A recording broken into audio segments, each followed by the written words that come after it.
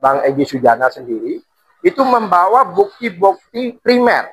Ini kok bisa ada bukti sekunder? Putusan itu berdasarkan asumsi. Sedangkan kalau pemeriksaan laboratorium itu harus penyidikan. Nggak bisa dumas. Ijazah akan ditarik sehingga yang dimasalahkan adalah penghasutan. Ini maksudnya mau dibuat kayak Bambang Tri dan Gus Dur jilid 2.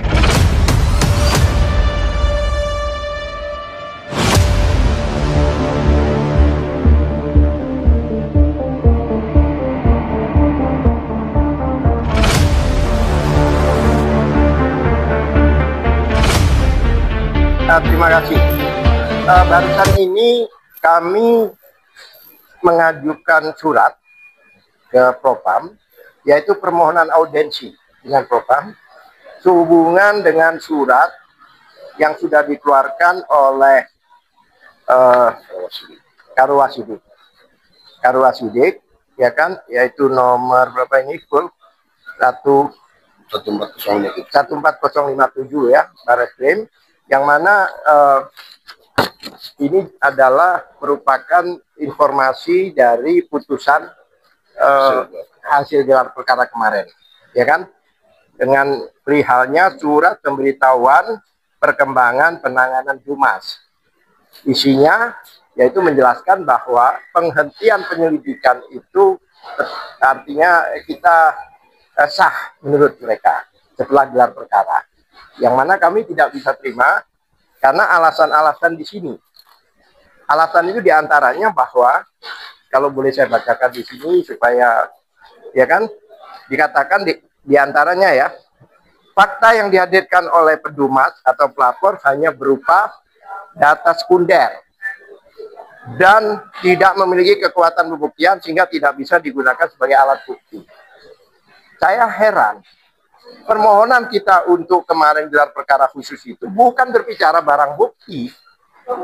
Ini nampaknya yang dimaksud ini adalah paparan dari ahli-ahli kita. Kita akan menghadirkan ahli ya.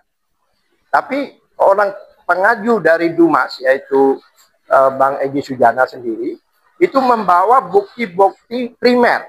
Ini kok bisa ada bukti sekunder? Apa itu? Berupa putusan Pengadilan Negeri Surakarta sehubungan dengan Bambang Tri dan Gus Dur, yang mana di situ mereka di Pengadilan Negeri itu mereka diputuskan bersalah melanggar pasal 15 kalau nggak salah, 14 atau 15 itu Undang-Undang Nomor 146, yaitu kebohongan yang menimbulkan keonaran.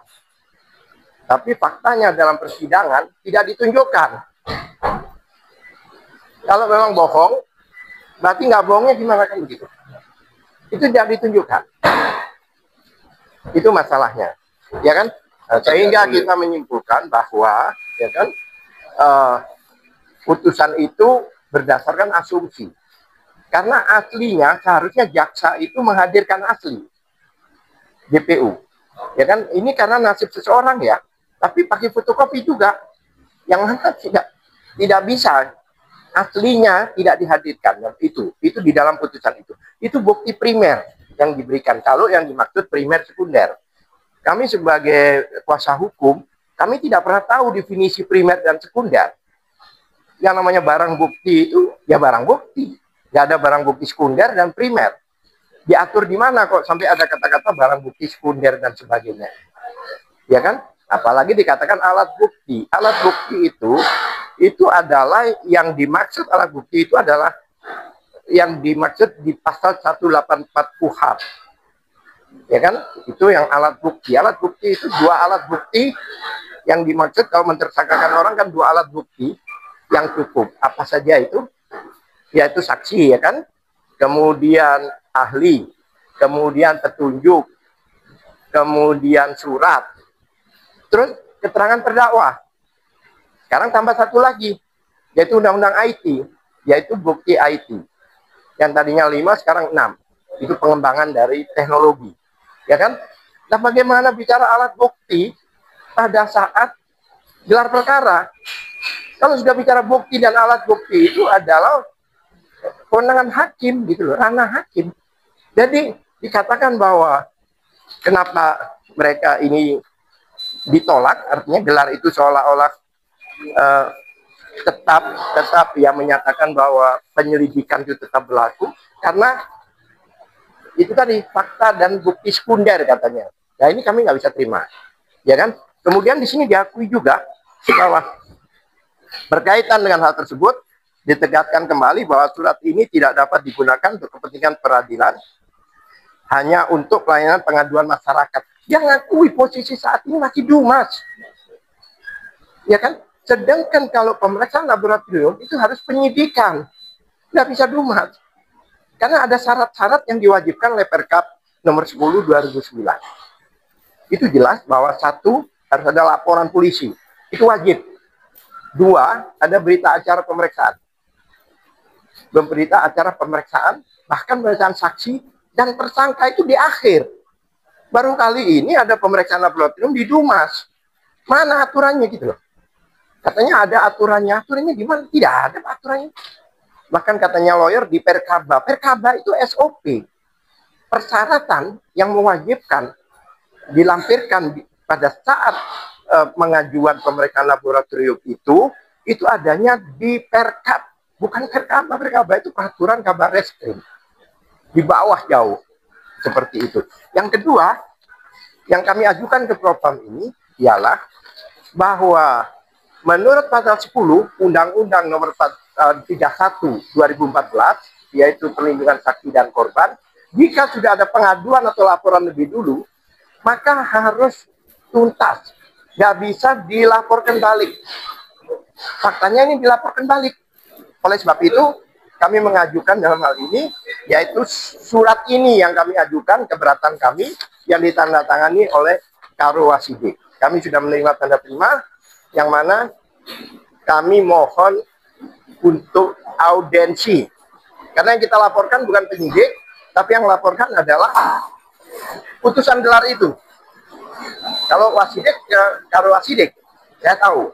Tapi ini adalah putusan gelar, yang mana surat tersebut kami lampirkan ke Kapolri, Irwasum, dan Komisi 3. Karena pada waktu gelar awal-awal dikatakan oleh ketua gelar, waktu itu, apa pimpinan gelar waktu itu, bahwa salah satu pertimbangan katanya, kenapa diadakan gelar khusus ini, dikatakan karena ini sudah merupakan isu nasional.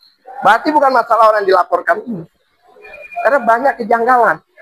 Ini kan delay aduan, tiba-tiba merambat ke hal-hal lain. Ya kan? Delay aduan itu apa? Itu sangat apa namanya? Iya, itu apa ya? Ya diadukan nggak orang-orang ini, ya kan? Bahkan lawyer Jokowi mengatakan mereka tidak mengadukan orang-orang ini. Nah, bagaimana kok delay aduan bisa dikembangkan? Delay aduan itu tidak ada pengembangan ke lain, apalagi masalahnya masalah lain.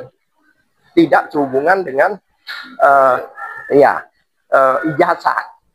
Nah, saya khawatir ini pendamping, ya kan, orang-orang ini nantinya ijazah akan ditarik, sehingga yang dimasalahkan adalah penghasutan, kemudian apa itu ya, head speech, ya kan, akan itu.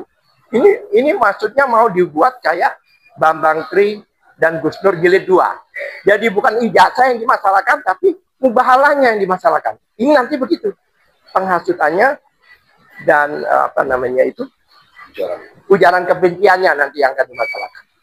Karena apa? Karena pasal yang tentang ini yang tadinya diajukan, yaitu 28 ayat 3 masalah kebohongan, ya kan, di drop, nggak ada lagi. Nggak ada lagi. Nah, ini kami duga bahwa yang nanti maju kalau sampai di persidangan bukan masalah ijazah lagi. Barangkali Isbul tambahkan. Sebenarnya tujuan dari melaporkan ini apa targetnya? Kami minta audiensi, kami juga ahli hukum. Kami juga melihat semua aturan, melihat Perkap, melihat undang-undang. Kami nggak bisa hanya diarahkan aja gitu. Marilah kita beraudiensi, ya kan, kembali ke aturan yang ada, undang-undang yang ada. Bahkan undang-undang yang saya katakan tadi itu, undang-undang pelindungan saksi dan korban, itu dilanggar. Jadi bayangkan, Perkap dilanggar, undang-undang dilanggar, bahkan konstitusi pun dilanggar. Makanya kami tidak bisa tinggal diam. Kami selaku tim hukum, kuasa hukumnya Bang Egy Sujana, kami minta untuk diaudiensikan di tingkat Propam. Karena Propam ini memang kewenangannya. Bahkan kami tembuskan ke Irwasum juga, termasuk Kapolri.